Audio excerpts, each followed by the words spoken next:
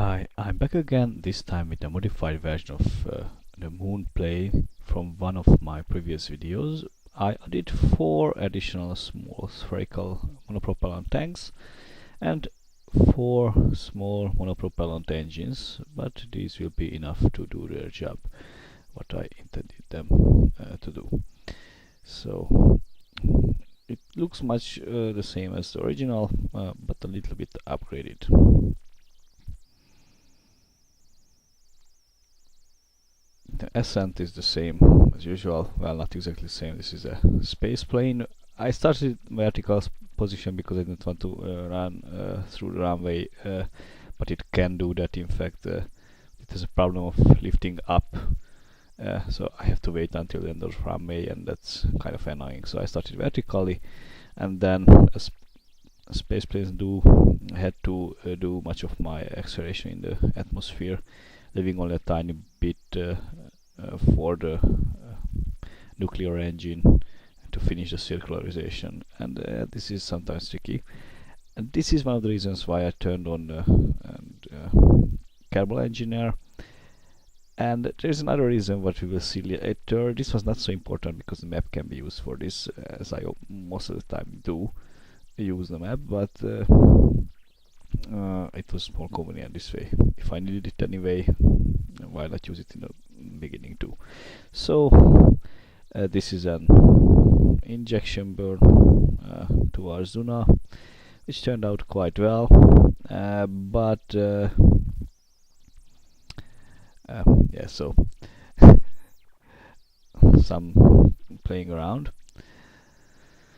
with the maneuver node to get me to a proper atmospheric air capture.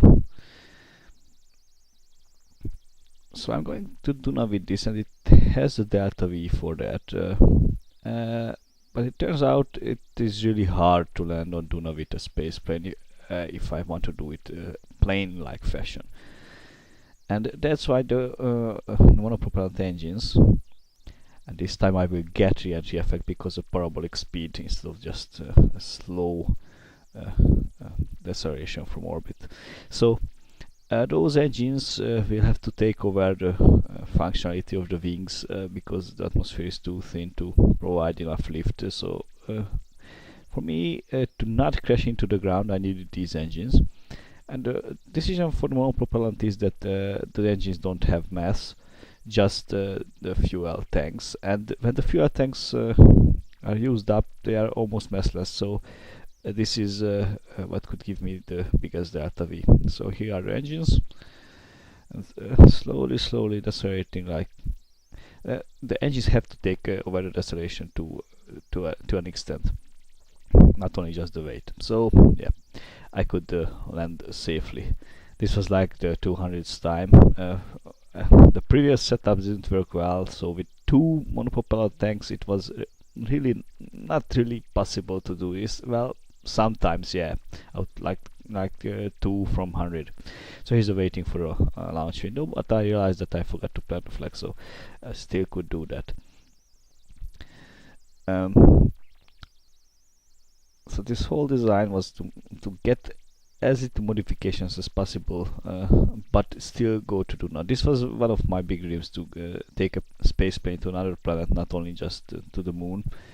And with 1.0 coming up, I didn't want to design a plane from scratch. Of course, I could have added some more fuel tanks, but this plane looks very nice. I like this design. It really is some way as a plane, as a space plane should look. So how I launched here, I used the remaining monopropellant to get me to some altitude, and then while those engines were still running, I started the nuclear engine to get me to an ascent orbit. Of course, those monopropellant engines ran out quite fast. So why I needed the Kerbal engineer is that I have to start these landing engines at around 400 meters radar altitude, and it is not really convenient to use the cockpit for this because it's a hard maneuver anyway. I want to use as little fuel as possible because there can be some terrain things coming up, and I don't want to hit them. So that's why it's absolutely necessary to use a normal view while still being able to see the radar altitude. Also, I noticed that in my previous videos I didn't have terrain scatter turned on. Well, it turned out since 0.90 it was not turned on, so yeah, I felt that there was something amiss, but I didn't quite sure what it was. Then finally I realized that this is what was missing, and after that I forgot to turn it on for the previous video. So anyway, I got to this uh, solar orbit. It turned out that it was something wrong with my injection burn, and I had to do around 80 meters per second correction, which is quite a lot. And I was really careful all the time to avoid these inaccuracies which happen because of the sphere of influence change. With Duna, I didn't need to circularize because I was very lucky. I was above one of those nice lowlands where I could easily land. I don't really need to do that with Caribbean. I can land anywhere, just not on water. So with the remaining fuel, which was very little, I didn't want to circularize and find a way to land on the space center. This was all I could do. Well, maybe that's a little bit higher periapsis. I could have